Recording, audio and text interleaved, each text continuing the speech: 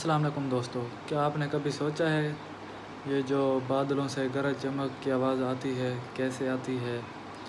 तो चलते हैं, आज इसी वीडियो पर बात करेंगे।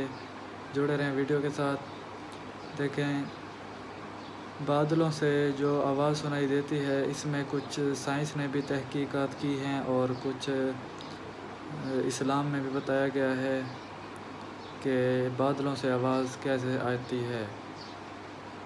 साइंस में बताया गया है कि जब हवा का दबाव और फैलाव एक दूसरे से टकराता है तो बिजली पैदा होती है, तो उससे जो है बादलों से आवाज़ पैदा होती है। और जो कि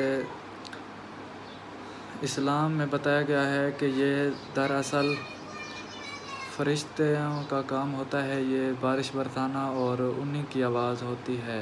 और क्या आपने कभी सोचा है कि ये जो बारिश होती है ये किस तरह होती है। तो आसमान पर तैरते हुए बादल अचानक बारिश के ऐसे बरसाना शुरू कर देते हैं। आखिर ये पानी कहाँ से आता है, आज की वीडियो में हम इसी दिलचस्प राज को आसान अल्फाज में समझेंगे। सूरज की गर्मी की वजह से समुद्रों, दरियाओं, झीलों और ज़मीन पर मौजूद पानी बुखारात में तब्दील होकर हवा में ऊपर उठता है। इस अमल को तबखीर कहते हैं, अमल तबखीर कहते हैं।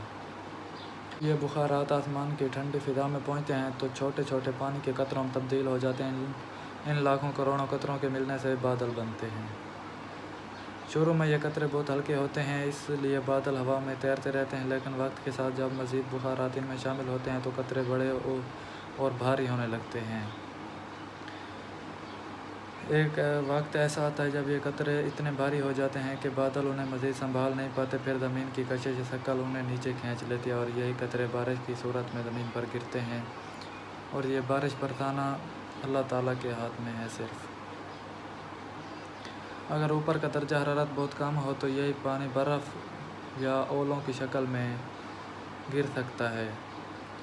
दोस्तों, बारिश सिर्फ ज़मीन को सैराब ही नहीं करती बल्कि पीने के पानी, ज़राअत, जंगलात और माहौल को ज़िंदा रखने में भी अहम किरदार अदा करती है। अगर आपको ये मालूमाती वीडियो पसंद आई है तो वीडियो को लाइक करें, चैनल को सब्सक्राइब करें। मिलते हैं किसी न्यू वीडियो में। थैंक यू, अल्लाह हाफ़िज़, शुक्रिया।